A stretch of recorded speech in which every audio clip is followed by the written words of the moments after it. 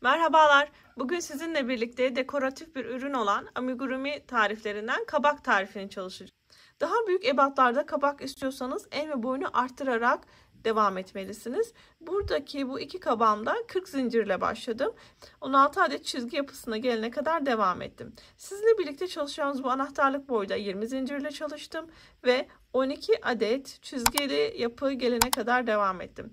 Daha büyük ebatlarda istiyorsanız zincir sayınızı artırıp yine boy kısmını da artırarak çalışabilirsiniz. Şimdi dilerseniz buyurun detaylı yapım videosuna geçelim. Kabağımız için gerekli olan malzemeler: 2 tane renge ihtiyacımız var. Bir tane ana renk için kullanacağız. Bir tane de sap için kullanacağız. Kabağın iç dolgusu için bir miktar elyaf ihtiyacımız var.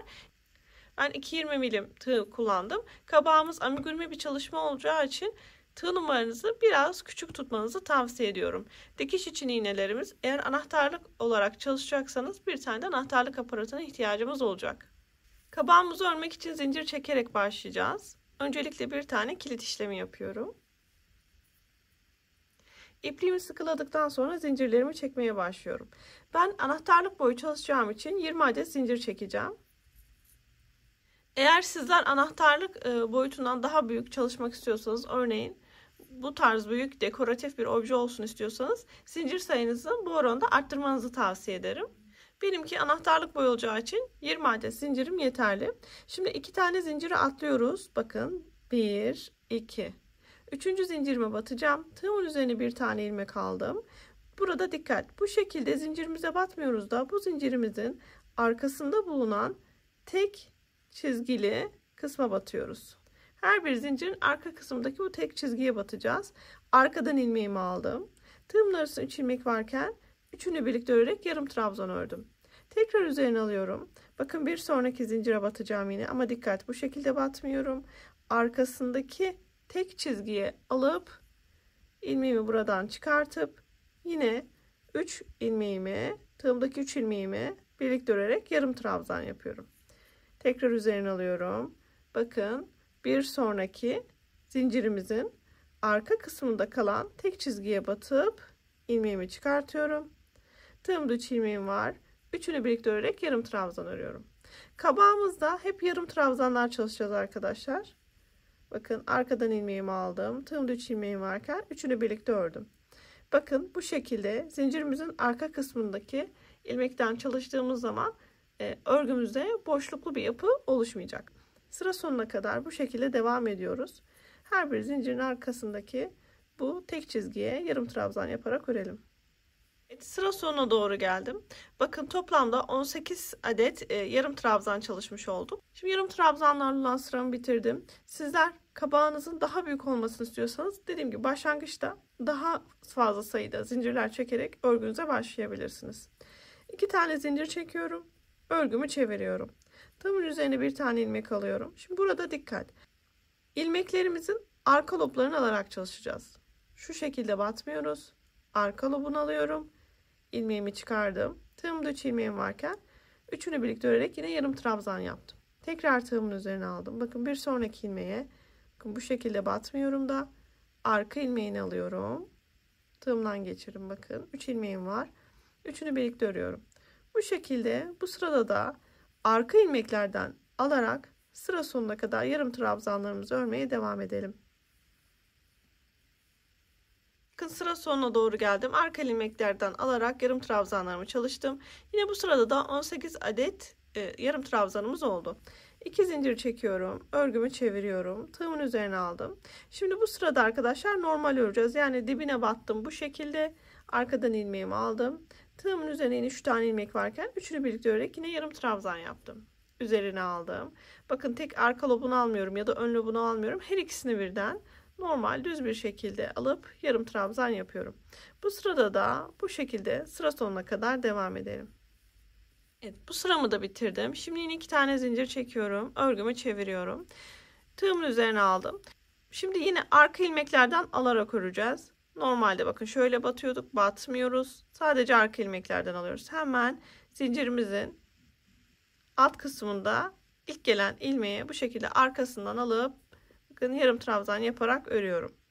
Arka ilmeklerden alıyorum. Yine bu sırayı da bu şekilde arka ilmeklerden alarak sıra sonuna kadar devam edelim. Arka ilmeklerden yarım trabzanlarımı örerek bu sıramı da bitirdim. Yine toplamda 18 adet yarım trabzan elde ettim. Şimdi arkadaşlar sıralarımız bu şekilde devam ediyor. Burası örgümüzün ön yüzü olacak. Yani şu şekilde gördüğümüz çizgiler ön tarafta olması gerekiyor. Şimdi bir arka yüzde yine 2 tane zincir çekip arka tarafı çeviriyorum. Tığımın üzerine alıyorum ve ilk gelen ilmeğime batıp normal bir şekilde yarım trabzan örüyorum. Şimdi örgümüz şu şekilde ilerliyor. Bir sıra bakın buradan arka yüzden normal yarım trabzanlar çalışacağım. Ön yüzü çevirdiğimde arka ilmeklerden çalışacağım. Bir arka ilmeklerden bir normal bir şekilde çalışarak parçamı büyüterek ilerliyorum. Evet, parçamı bitirdim. Şimdi arkadaşlar istediğiniz uzunlukta ve ebatlarda örebilirsiniz tabii ki. Benim buradaki parçamın ölçüsü, boyu yaklaşık olarak 15 santim. Eni de 7 santim. Şimdi burada dikkat etmeniz gereken nokta şu. Ebat olarak kaç zincirle başlarsanız başlayın. Çizgi çizgi gözüken yerleri sayacağız. Bakın 1, 2, 3, 4, 5, 6, 7, 8, 9, 10, 11, 12. Toplamda bakın bende 12 tane çizgi oluştu. Mutlaka sizin de çift sayıyla bitirmiş olmanız gerekiyor. Tek sayıda bırakmıyoruz. Buna dikkat edelim. En sonda burada bir sıra tekimiz var. Burada da bir sıra bakın tek kaldı. Dolayısıyla bu şekilde birleştirerek bunları da bir çift sıra haline getireceğiz.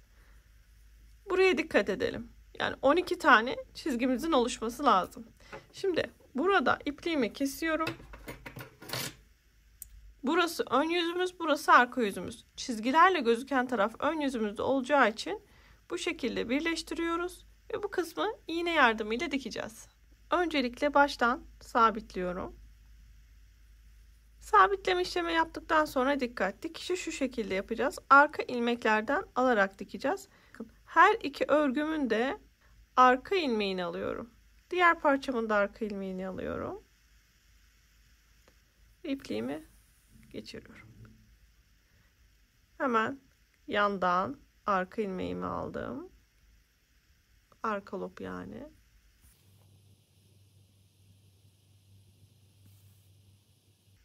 Bu şekilde karşılıklı gelen ilmeklerin arka ilmeklerinden alarak sıra sonuna kadar dikişi sağlayalım. Kenar dikişini sağladık. Şimdi alt kısmından şu şekilde dikiş yaparak alt kısmını büzeceğiz.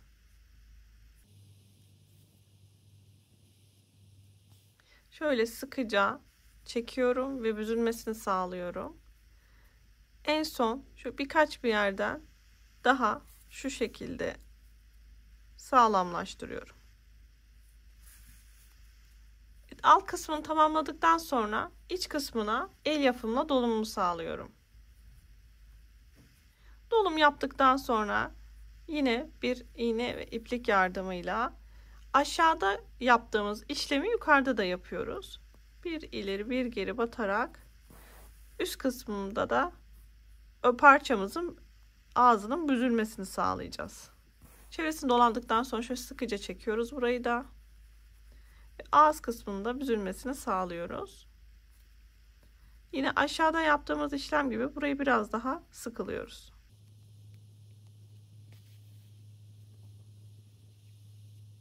Kabağımızın dilimlerini vermeye başlayacağız.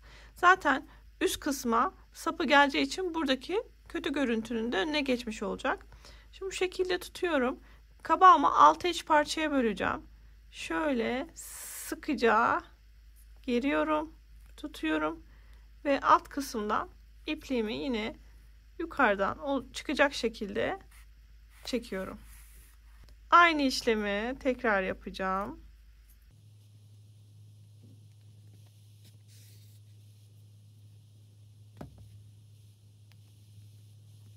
Kabağımızı bu şekilde 6 eş parçaya böldük.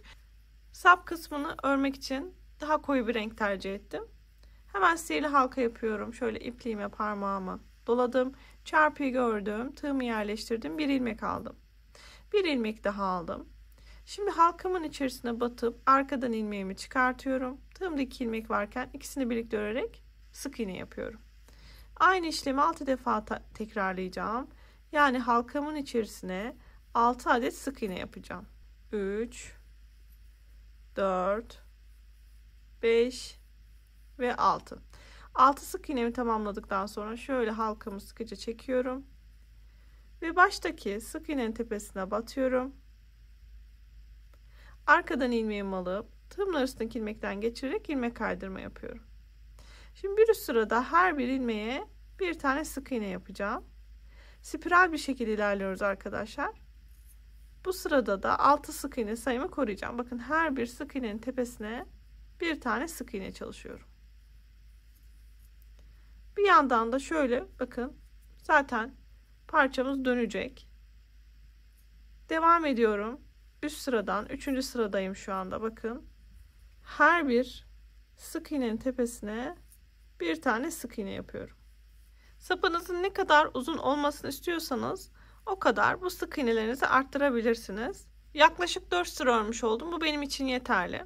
Şimdi her bir sık iğneye arkadaşlar çift batacağız. Yani 2 sık iğne birden batacağız. Her bir ilmeğe bakın.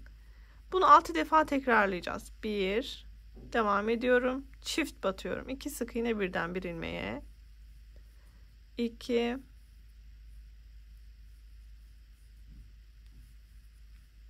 3,